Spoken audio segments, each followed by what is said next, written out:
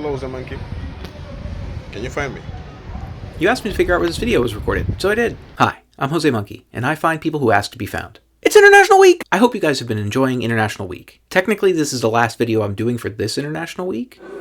But don't worry, that doesn't mean I'm going to stop doing non-US locations. Honestly, International Week mostly meant that the locations from the United States had to wait while I focused on other places. But I will return to my usual mix of places after this. And don't worry, Canada, I haven't forgotten about you either.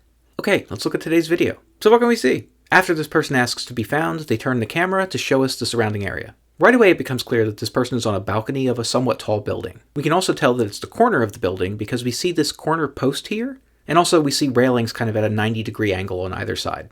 The view suggests that this is a port city. We can see a large body of water and also several cranes here, which I assumed were the sort of cranes that you use to move around shipping containers. The general look of this place definitely felt to me like some areas of Africa that I've located in before. Like there are definitely areas of Kenya that look like this, but I wasn't sure exactly where it was. I noticed a few specific landmarks that I thought would be helpful. When the person turns to the right, we see this green and white building here, which I assumed was probably a mosque. The view straight ahead shows us this one building or perhaps pair of buildings that I thought was fairly distinctive.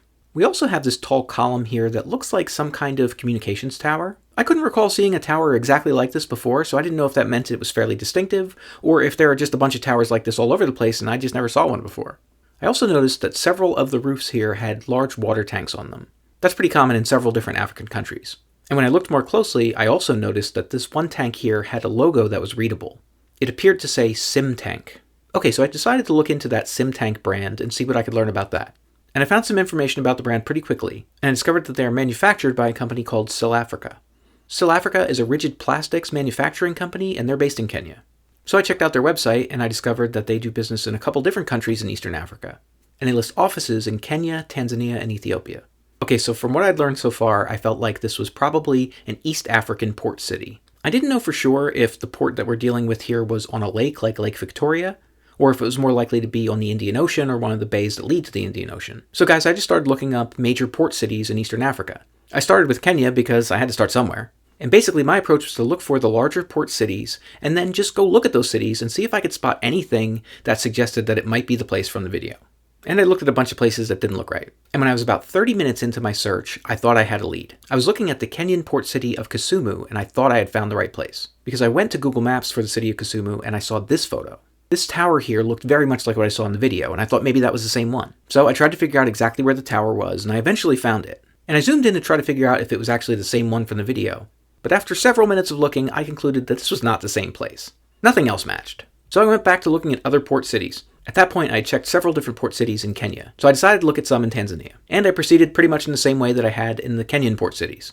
I would go to each one and just look around to see if I saw anything that suggested it was the right place. And when I got to the city of Tanga, I had a bit of a breakthrough. Because as I was looking at the Google Maps photos for that city, I saw this. That looked very much like the building that we saw in the video. I didn't know right away where that was in the city, but I noticed that there's a sign on the building. I zoomed in and saw that it said Tanzania Ports Authority, Bandari House. So I just looked around to try to find where Bandari House was on the map. And it didn't take me too long to find it. And once I knew that, I zoomed out to take a look at the satellite view. I needed to try to figure out where you could record a video to get exactly the angle that we see of that building. We could tell from the video that it had to be recorded a bit west and south of where Bandari House is. I didn't know what the building I was looking for looked like, so I figured my best chance would be to look for that green and white mosque. So that's what I did, guys. I just scanned around until I saw something that I thought looked right. Like this building right here. When I pulled up an image of that building, it looked very much like what I'd seen in the video. So at that point, I figured I just needed a tall building that was very close to that. And it didn't take long to find the Mount Usambara Hotel. And when I clicked on that, one of the first things I saw was this view. Guys, that was it.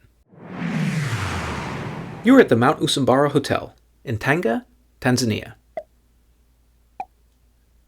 Okay, so I was pretty sure that that was the right hotel, but I was wondering if I'd be able to confirm exactly what floor you were on.